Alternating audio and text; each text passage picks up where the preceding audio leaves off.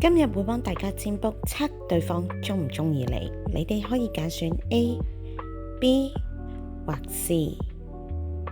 嗱，揀 A 嘅朋友咧，咁你哋係會抽到咧呢一個嘅山楂選啦。嗱，山楂選嚟講嘅話，如果係女仔問事嘅話，問究竟對方鍾唔鍾意我嘅話咧，就會比較差啲啦。好多時啊，係損己利人啊，即係自己嘅損失，同埋好多時都係會同有婦之夫係發展緊嘅。咁男仔問嘅話就會比較好好多，反而自己係得益者多好多喎。嗱，咁啊，另外啦，見到嘅就係呢一個嘅叫雷地魚啊。其實雷地魚咧係好小心灌溉、呵護呢一段嘅感情，好似睇落去有啲發展，OK？但係因為我見到有坎為水啊，坎為水咧其實係四大難卦其中一卦。其實你就算點樣努力都好，都係見唔到有結果，同埋個情緒上面係非常之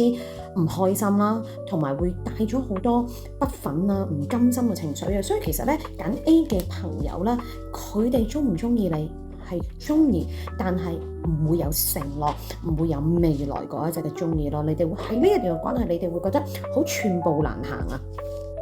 嗱，由於呢一個係一個大眾嘅占卜，會摻雜咗好多唔同人嘅能量啦，所以如果你哋想針對性了解自己嘅問題，可以私信俾我，然後進行呢一個1對1占卜嘅。另外啦，就係3月份我哋就會開呢一個易經塔羅占卜班㗎啦，而家開始已經招生，所以如果你哋有興趣想了解更加多，又或者你自己都想成為占卜師嘅話咧，你哋可以即時馬上聯絡我㗎。